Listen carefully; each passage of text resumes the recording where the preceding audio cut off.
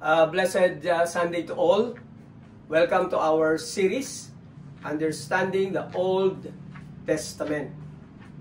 We are now on the last event on the fall. So today we shall look at the 11th event. As I've said, will be the last event in the era of the fall. The Tower of Babel. The Tower of Babel. Sa British ay Babel, no? So anyway, we'll just pronounce it as Babel, the Tower of Babel. Now, the key idea sa ating pag-aaral na ito ay ito, no? Several generations later, the descendants of Noah assembled together to build a stairway tower as a gateway of the gods. But the Lord God confused their language and scattered them. So, ayan yung pinakabuod ng ating pag-aaralan ngayon. Ang key passage natin ay matatagpuan natin sa Genesis chapter 11, 1 to 9. Now, the whole earth had one language and the same words. And as people migrated from the east, they found a plain in the land of Shinar, and settled there. And they said to one another, "Come, let us make bricks and burn them thoroughly." And they had brick for stone, and bitumen for mortar. Then they said, "Come, let us build ourselves a city and a tower with its top in the heavens, and let us make a name for ourselves, lest we be dispersed over the face of the whole earth." And the Lord came down to see the city and the tower, which the children of man had built. And the Lord said, "Behold, they are one people, and they have all one language. And this is the only beginning of what they will do. And nothing that they propose to do will now be impossible for them. Come, let us go down and there confuse their language, so that they may not understand one another's speech." So the Lord dispersed them from there over the face of all the earth, and they left off building the city. Verse 9, "Therefore its name was called Babel, because there the Lord confused the language of all the earth. And from there the Lord dispersed them over the face of all the earth." So, meron ulit tayong tatlong observations based on the passage. So, una tingnan natin yung significant statement ng mga tao, no, na nabanggit dito, no? So, "Come, let us build ourselves a city." So, makikita natin yan sa verse 4. Ulitin ko yung pagbasa, no? "Then they said, 'Come, let us build ourselves a city and a tower with its top in the heavens, and let us make a name for ourselves, lest we be dispersed over the face of the whole earth." So the first people to repopulate the earth. Why repopulate the earth? Alam natin, yung mga unang mga tao ay were killed and destroyed by the flood. At meron lamang natirang 8 tao, no? The family of Noah. So they were the first people to repopulate the earth after the flood. They belonged to one family, so they spoke the same language. So isa lang ang kanilang salita. No? Now as they multiplied, they apparently maintained this language. So habang dumadami sila, ay patuloy lang nilang ginagamit yung language na hindi natin alam kung ano yung language na yun, ano? Now, migrating eastward and southward from the mountains of Ararat, no? Doon yun dumaong yung, ano, no? Doon bumaba yung, yung Ark, Noah's Ark, no? Ay, marami sa kanila, from there, came to Shinar. It is an old term for southern Mesopotamia, no? Itong Mesopotamia, ang ibig po sabihin niyan ay between two rivers. Kaya siya nasa pagitan ng Tigris and Euphrates rivers. At siya ang matatawag nating earliest civilization. Yung lugar na yon. So in this place, they agreed to build a city with a tower na pinaniniwala na ito ay tinatawag na ziggurat. Ziggurat. So a ziggurat is a stepped pyramid intended as a man-made mountain which supports a stairway to a room at the summit, sa tuktok, designated for a certain god or gods.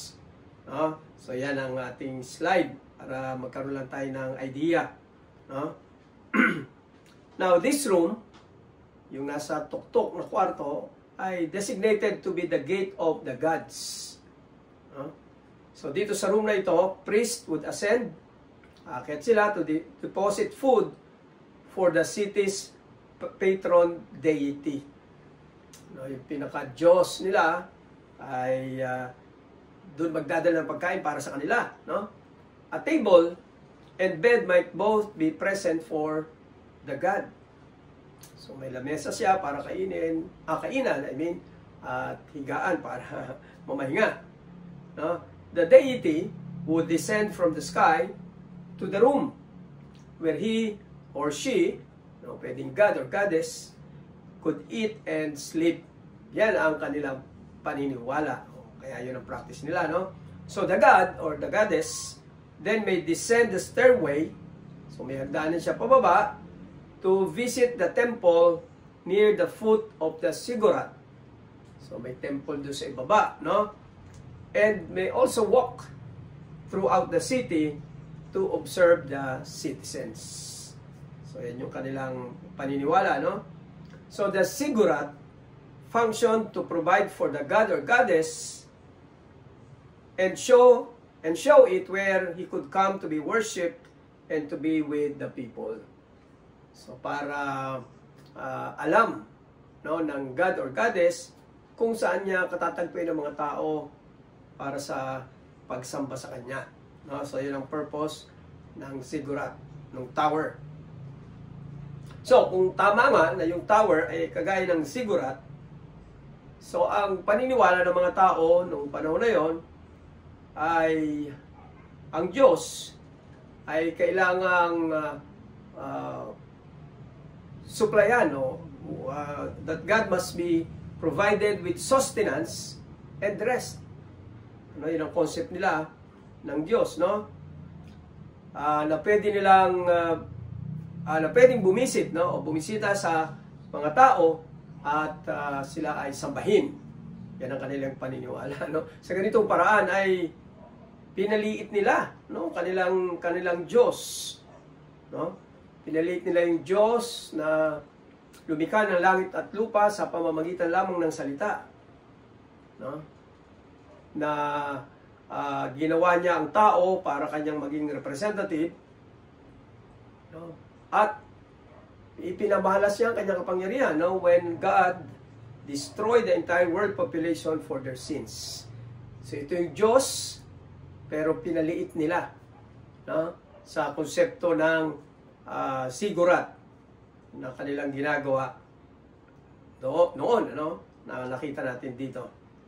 So ang purpose nila, hindi lang mag-build ng tower or ziggurat, but to build a city as well. So, inahayag nila ang kanilang motibo para dito. Merong dalawa silang motibo, Number 1, ayon sa verse 4, to make a name for themselves. Para makilala sila. And to establish a rallying point so that they would be unified and not be scattered throughout the earth. So, ayaw nila silang magkahiwa-hiwalay. So, parang meron silang isang meeting place. Doon lang sila. At hindi sila dapat magkahiwa-hiwalay. Okay? So, yung unang motibo nila, to make a name for themselves, makikita natin na kabaliktaran sa layunin ng Diyos kung bakit niya nilikha ang tao. Diba? Para magbigay ng kaluwalhatian sa kanila, sawa sa Kanya, no? Pero hindi yun ang kanilang pinakay, binaliktad nila. Sila ang makilala, hindi ang Diyos. Doon naman sa pangalawang motibo, maliwanag, no? When God created mankind, and even again, when the Noah's family emerged from the ark, sinabi ng Diyos, God blessed them and told them to fill the earth. Yun pa rin ang mandate ng Diyos, ano? Kahit doon sa panahon ni Noah. At makikita natin na yung kanilang pagnanais na huwag maghiwa-hiwalay is a direct disobedience to God's command. Na yung pagpapala ng Diyos na inilan para sa kanila at yung kanilang role as representatives of God sa creation ng Panginoon, no, ay hindi masusunod. So, diyan natin makikita, no? So, sa buhay natin bilang mga mananampalataya, na dapat alam natin ang kalooban ng Diyos para sa atin, no? Hindi para sa ating katanyagan, kundi sa kapurihan ng Diyos, no? Yun ang ating layunin sa buhay. At hindi para labanan ang kanyang mga utos sa kanyang salita, kundi sundin. Yun yung paalala na maganda para sa atin dito. So, pangalawang observation, ano naman ang naging reaksyon ng Diyos? So, anong sinabi ng Diyos, no? Pagkatapos siyang makita itong ginagawa ng mga tao? Sabi niya, "Come, let us go down and confuse them." Makita natin yan sa verse 6, no? Hanggang 7. So, basahin ko. "And the Lord said, Behold, they are one people." So, nagkakaisa sila, no? "And they have all one language." So, dito natin makikita ang value ng language. Na ito yung nag-unite sa isang komunidad, sa isang grupo ng mga tao, no? At ang sabi ng Diyos, "And this is only the beginning of what they will do." Pasimula pa lang yon ng kanilang gagawin, no? "And nothing that they propose to do will now be impossible for them." No? Na parang sinasabi niya, kung anong isipin ng mga ito ay kaya nilang gawin dahil sila ay mayroong pagkakaisa. So, dito makikita natin yung positive side ng unity, no? That nothing will be impossible when we are united. Magandang paalala yan sa atin, no? Bilang mga magkakapatid sa Panginoon.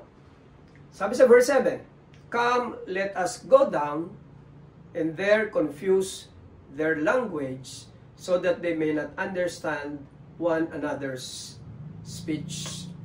So yun ang sabi ng Panginoon. Bumaba tayo referring of course to the three persons of the Trinity, no? Let us, no? Tayo, no? At lituhin natin sila, no? Lituhin natin sila sa pamamagitan ng pagbibigay sa kanila ng iba-ibang klase o uri ng wika or speech. So makikita natin dito na dahil ang tao ay nilikha ng Diyos sa kanyang wangis, ay meron siyang tremendous potential to accomplish their purposes, God-given purposes. No? Kaya natin gawin yon dahil tayo ay nilikha sa wangis ng Diyos. Kaya nga sabi rito, "Nothing that they propose to do will now be impossible for them." So, kung isipin natin, no, bakit hindi ang ginawa ng Diyos, siguro nakita niya, no? So, pwedeng i-convert niya, gawin niyang mga, sabi nga, brute beast itong mga tao na ito. Para hindi na nila magawa yung mga gusto nilang gawin, o kaya naman ay ipuling uli ang mga tao dahil sa kanilang masamang balak. Pero hindi yun ang ginawa ng Diyos. Siyempre, dahil gusto ng Diyos na kung ano yung kanyang pangako, at anong kanyang gagawin, at anong kanyang plano ay dapat mangyari. So, ang ginawa ng Diyos ay, kagaya ng ating binasa, no, ay kinonfuse niya ang mga tao, tinanggal niya ang pagkakaisa by providing or giving them different languages. So, siyempre, anong mangyayari kung iba-iba na ang kanilang mga salita, hindi na sila magkakaintindihan, hindi na sila magkakaunawaan, no? Kaya, anong mangyayari? Sila ay maghiwa-hiwalay, no? Yun ang nangyayari. There was confusion, separation, and then dispersal. Kaya kumalat sila. Yun ang kalooban ng Panginoon, sila ay kumalat At mangyayari ang kalooban ng Panginoon kahit gumawa tayo ng mga paraan para ito mapigilan. So maganda paalala rin sa atin yan, no? Na mas maganda ay sumunod tayo dahil wala makakapigil sa kaganapan ng kalooban ng Diyos. Ang language nila ay tinatawag na Akkadian language. Yan ang tawag sa kanilang salita. Akkadian language, yun ang ginamit nilang language sa Shinar. At sa Akkadian term, yung Gate of the Gods, no? O yung room at the pinnacle, no? Yung kwarto doon kung saan doon bababa ang Diyos, ang tawag doon, no, ay Babylon. Babylon, no? Yun ang term according sa language ng Akkadian, Babylon. At later on, itong naging pangalan ng famous city in the region, which is Babylon. Babylon. The Hebrew word for Babylon is Babel o Babel, no? Kaya yun yung naging tawag doon sa lugar na yon, no? Na ang sound like nitong Babel ay yung word na Balal, which means to confuse. So mayroong play of words dito, no? Na kung saan pinagtatagpo, pinag-uugnay yung tower, no? At saka yung Babylon with the word confusion. So, ironic na yung ziggurat ay lugar para babaan o bumaba ang mga Diyos o mga Diyos-Diyosan, pero bumaba rin ang Diyos. Di ba? Sabi nga, let us come down, no? Pero dito hindi siya bumaba ayon sa plano o nais ng mga tao, kundi siya ay bumaba ayon sa kanyang nais at kalooban.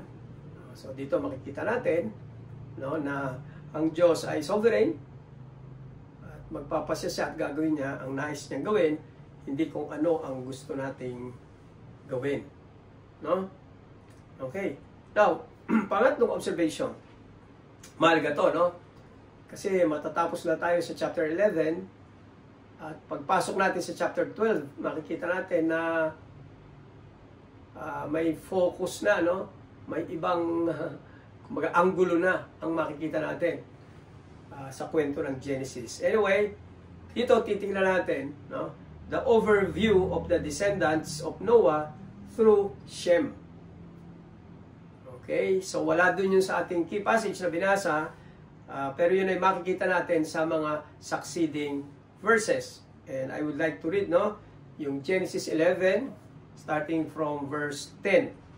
So marami ditong verses na binanggit, no, mahaba ito. So sa bandang dulo ay pinaikli ko na lang, no, at isinama ko na lang yung last verse, no, para yung mahalagang ipaliwanag natin sa bahaging ito ay maunawaan natin. So babasahin ko, no, from verse 10. Genesis 11. These are the generations of Shem. Sino ba si Shem? Alam natin, si Noah ay merong tatlong anak. Shem, Ham, and Japhet. No? So, when Shem was 100 years old, he fathered Arpachshad 2 years after the flood. And Shem lived after he fathered Arpachshad 500 years and had other sons and daughters. Verse 12. When Arpachshad had lived 35 years, he fathered Shelah. And Arpachshad lived after he fathered Shelah 403 years and had other sons and daughters. So, ulit-ulit lang po yun, ano? So, makikita natin yung lineage dito. No? Yung linear branch lineage. At the same time, ay linear lineage. Ano? Sa dulo, sa verse 26, no? Sabi dyan, when Terah had lived 70 years, he fathered Abram, Nahor, and Haran. So sa verse 26, makikita natin na mayroong isang pangalan, napakahalagang pangalan binanggit dyan, kung bakit idinagdag dito sa chapter na ito, ang lineage o yung descendants, no, ni Noah sa pamamagitan ni Shem. Sa Genesis 9:26, nung lumabas si Noah at ang kanyang mga anak sa ark, ito ang kanyang sinabi, no? Sabi nga sa Genesis 9:26, ito ang sabi niya, referring to God, sabi niya rito, the Lord, the God of Shem. So, ano ba ibig sabihin, no? Bakit sinabi yun kay Shem, no? Hindi pinaliwanag kung ano ang kahulugan nun, pero maliwanag na mayroong espesyal na kaugnayan, no? Si Shem sa kanyang Diyos. No? Yun ang maliwanag dito, no? At later on, makikita natin na yung relasyon na yon ni Shem sa kanyang Diyos, no, bilang espesyal, no, sa mga anak ni Noah, ay makikita natin na extend din yung pagkakaroon ng magandang relasyon sa Diyos sa isa sa kanyang mga descendants. Walang iba kundi si Abraham. No? At mababasa natin susunod natin mga pag-aaral, ay mas matindi pa ang kanyang naging kaugnayan sa Diyos at paano siya ginamit ng Diyos at paano naganap ang layunin ng Diyos sa pamamagitan ni Abraham, o later on ay pinangalang Abraham. No? So, di ba nakita natin na ang purpose ng linear genealogy, no, yung panganay na anak binabanggit and so forth and so on, no, hanggang sa uli, ay para ma-connect, no, yung ancestor, yung pinagmulan, doon sa pinakamahalagang karakter na gusto nating makita o makilala. No? At yan ay, no, mula kay Shem patungo kay Abraham. Now, prior to the account ng Tower of Babel sa Genesis chapter 10, no, nakita natin doon yung genealogy, no, yung branch genealogy, at pinangalanan doon ang ilan sa mga descendants ni Shem. At dito sa chapter 11, na makita natin yung linear genealogy rin, ay binanggit din ang pangalang ito. No? Tingnan natin, no, sa Genesis 10:25. No, there's a special person mentioned here na minention din dito sa 11:16. Sabi doon, to Eber were born two sons. The name of the one was Peleg, for in his days the earth was divided, and his brother's name was Joktan. So Peleg means division. So very likely, itong pagkakabanggit na ito ay tumutukoy dito sa pangyayari dito sa Tower of Babel, kung saan na-disperse, nagkaiwa-iwalay ang mga tao. No? From Genesis 1 to Genesis chapter 11, no? Yan nga, dyan tayo nagtatapos sa ating pag-aaral, no? Dito, sa section na ito. Ang focus ng Biblia ay ang mundo, ang mga tao. No? Bagamat siyempre may mga binanggit na special na mga pangalan dito, no? Pero the focus of Genesis is on the world. Pagkatapos ng genealogy dito sa chapter 11, makikita natin na magkakaroon ng focus sa isang pamilya. No? At makikita rin natin kung bakit, dahil ang taong ito at ang pamilya ng taong ito ay pagmumulan ng isang espesyal na lahi na tinawag ng Diyos ng kanyang His own people. No? So makikita natin din dito na sa chapter 11 ay binanggit, no, ang edad kung kailan ipinanganak yung kanilang mga anak, no? Pero dito sa chapter 11 makikita natin hindi naman binanggit kung kailan sila namatay. Ano ba significant to, no? So dito makikita natin uli na ang focus talaga ng Biblia ay hindi doon sa realidad ng parusa na ibibigay ng Diyos sa kasalanan ni Adan, no? Pagamat yun ang nangyari at nakita natin ang matinding epekto ng kasalanan ito. Pero dito, makikita natin na ang binibigyan din pa rin ng Diyos ay yung kanyang biyaya at ang kanyang pagpapala. Kaya sa mga susunod natin pag-aaral, makikita natin at mas makikilala pa natin ang taong gagamitin ng Diyos para ihayag ang kanyang biyaya at ang kanyang pagpapala na walang iba kundi si Abraham. Kaya sa Genesis 12, yan, magsisimula ang kwento sa buhay ng taong ito. So, itong darating po na buwan ng April ay we will be temporarily ending our series on understanding the Old Testament. Ayan po ang line-up ng ating sistema po ng ating preaching. So, every quarter ay may iba-ibang tema, no? So, sa April, May, June, sa second quarter, we'll start a series about Christian living. So, pag-aaralan naman natin ang iba-ibang aspeto ng pamumuhay bilang Kristiyano, mahalagang bagay na dapat natin maunawa sa ating buhay para tayo makapamuhay ng buhay na kalugod-lugod at nagbibigay kalwalhatian sa ating Panginoon. So, in conclusion, tingnan po natin yung summary ng ating pag-aaral. So, number 1, sometime after the flood, people began to distort the true view of God by imagining that there were many gods, all of which they could manipulate by various religious rituals. So, yan ang nangyari, no? So, nag-isip sila ng maraming mga Diyos, at itong mga Diyos na to ay mapasusunod nila kung gagawa sila ng mga religious rituals. In a way, no? Parang hindi man ganyan ka-ancient or uncivilized ang ginagawa natin, pero parang ganun din ang ginagawa natin. Minsan, kahit tayo nakakilala sa tunay na Diyos, ay parang gusto natin ang Diyos ang sumunod sa atin at hindi tayo ang sumunod sa Kanya. Number 2, defying God's command to fill the earth, the people of the earth unified around the city with a tall ziggurat, or a religious tower, supposedly a gateway of the gods. So, talagang umimbento ng tao ng kapamaraanan. No? Paano nila mapaglilingkuran ng Diyos in a way para masunod ang kanilang gusto. At sa halip na sundin nila ang kalooban ng Diyos na sila ay kumalat to fill the earth, ay kinontra pa nila. So, nawa maging paalala ito sa atin. No? Ang kalooban ng Diyos ang pinakamabuti para sa atin. Yun ang magbibigay sa atin ng tunay na kahulugan, kabuluhan ng buhay, yung kalooban ng Panginoon sa atin.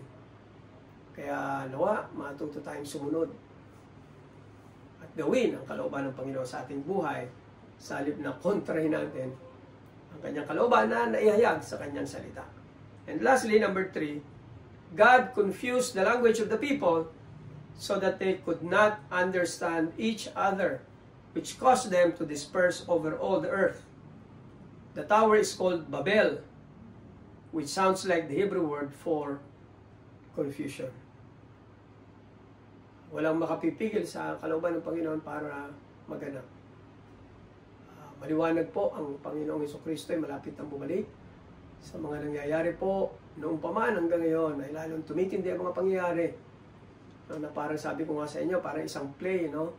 Na piniprepare na yung stage sa kaganapan po ng pangako ng Panginoon na siya ay babalik.